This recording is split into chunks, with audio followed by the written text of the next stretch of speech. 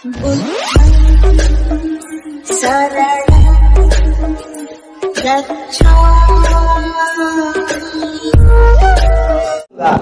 बाबा साहब आम्बेडकर का एक किस्सा आप लोगों को बताना चाहता हूँ। बाबा साहब आम्बेडकर जीवित थे और मुंबई बॉम्बे जो दादर है, दादर के लोगों ने बाबा साहब आम्बेडकर की जयंती मनाई 14 अप्रैल।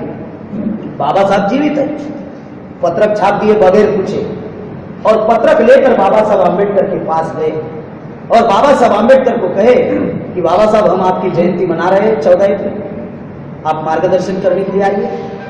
बाबा साहब ने पत्रिका देखा और बाबा साहब ने कहा, गधो, मैं अभी जीवित हूं और मेरी जयंती मना रहे हो? देखो कितने महान लोग हमारे। बाबा साहब ने कहा, ऐसे फालतू के कार्यक्रमों में मैं नहीं आता। लोगों ने हाथ पैर जोड़े और कहे, बाबा साहब एक बार तो भी आइए, लाखों लोग वहां पर आ रहे हैं, अगर आप नहीं आएंगे तो लोग नाराज हो जाएंगे। बाबा साहब ने कहा, कम से कम मुझे पूछना तो चाहिए था।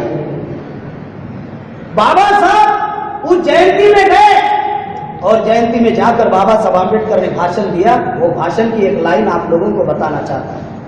बाबा साहब आम्बेडकर ने कहा कि मेरे नाम का जय जयकार मत करो, मेरे नाम का जय जयकार करने के बजाय मेरा अधूरा कार्य पूरा करो और उसके लिए जान की बाजी लगाए।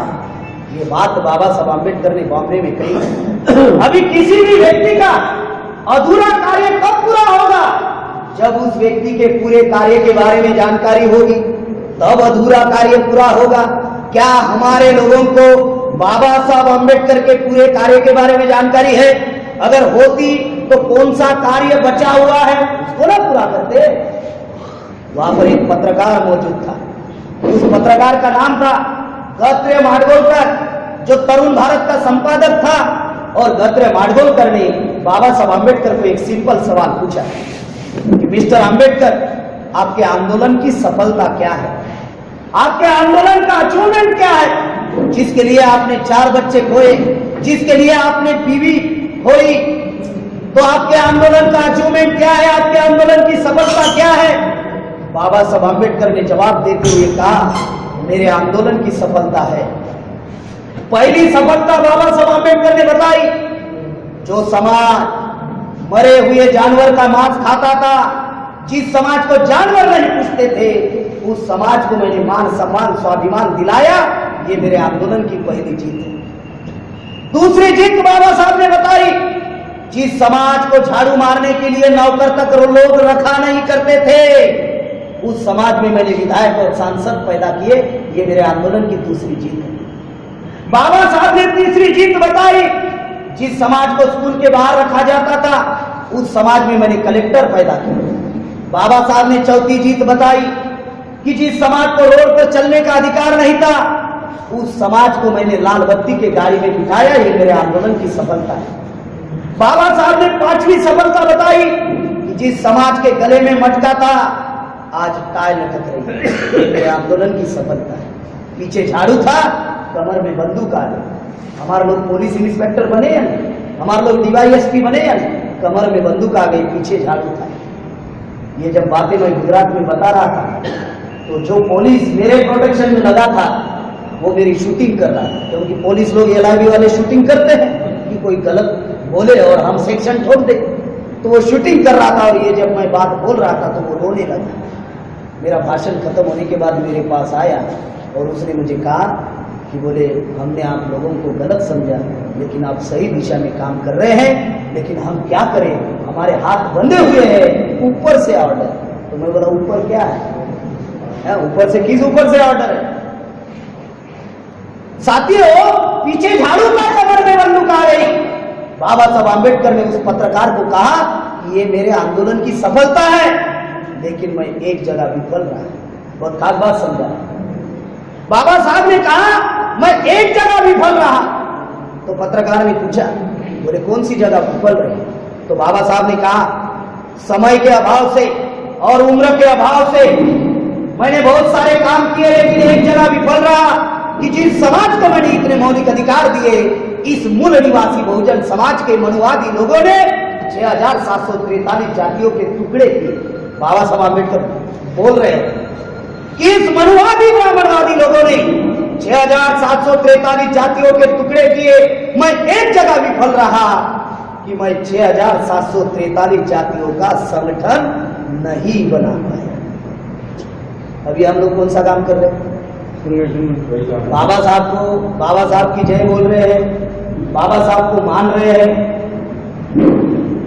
बाबा को मान रहे या बाबा की मान रहे?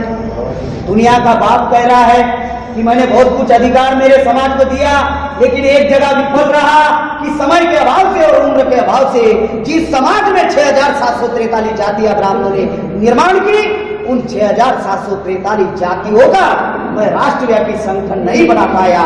ये मेरा अधूरा कार्य है। मैं मेरे अनुयायियों को बताना चाहता हूं कि मेरे नाम का जय जयकार मत करो, मेरा अधूरा कार्य पूरा करो और इसके लिए जान की बाजी लगाओ। वामसेप पिछले 40 साल से कोई नया काम नहीं कर रहा है, वामसेप वही काम कर रहा है जो बात बाबा साहब ने कही कि ये मेरा अधूरा कार्य है। 6,743 जातियों का राष्ट्रव्यापी संगठन बना नहीं पाया, ये बाबा साहब का अधूरा कार्य है।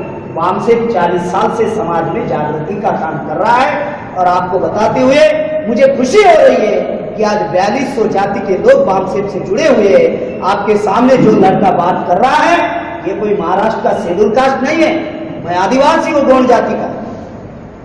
यहाँ पे जितने हमारे कार्यकर्ता है संगठन के सारे लोग मुझे जानते हैं और ये मैं भाषण नहीं दे रहा, ये समझा रहा हूं। मेरा भाषण सुनना है तो यूट्यूब पर जाना होगा, मेरा नाम लिखना होगा प्रेम कुमार गेड़ाम, वहां पे आपको 50, 100, 150 स्पीचेस मिलेंगे, वो भाषण। ये मैं आपको समझा रहा। 4200 जातियों के लोग जुड़कर आज काम कर रहे हैं। आप लोगों को मैं इतनी ही बात बताने के लिए उदाहरण दिया कि मेरे नाम का जय जयकार मत करो, मेरा अधूरा कार्य पूरा करो और उसके लिए जान की बाजी लगाओ। ये काम हमने नहीं किया, इसीलिए बाबा साहब आम्बेडकर ने 18 मार्च 1956 में आगरा के रामलीला मैदान में कही, तब उत्तराखंड भी यूपी में था। आगरा के रामलीला मैदान में 18 मार्च 1956 में बाबा साहब आम्बेडकर ने कहा, क्योंकि बाबा साहब आम्बेडकर थे तभी लोगों ने जय जयकार करना शुरू किया। इसलिए बाबा साहब आम्बेडकर ने कहा, क्या कहा कि मुझे पढ़े लिखे लोगों ने धोखा दिया। बाबा साहब ने यह नहीं कहा कि अनपढ़ों ने धोखा दिया, बाबा साहब ने कहा पढ़े लिखे लोगों ने धोखा दिया। और आज भी मैं चैलेंज के साथ कहता हूं, जितने भी गद्दार हमारे समाज में पैदा हुए सारे के सारे पढ़े लिखे।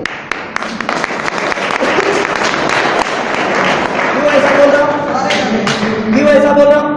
क्योंकि गद्दारी करने के लिए भी ब्रेन चाहिए ना, तो ब्रेन तो अनपढ़ों के पास है नहीं, ब्रेन तो पढ़े लिखे के पास है। दलाली करने के लिए भी ब्रेन चाहिए, दलाल तो अनपढ़ आदमी कर ही नहीं सकता। भड़वेगिरी करने के लिए भी ब्रेन चाहिए। सरल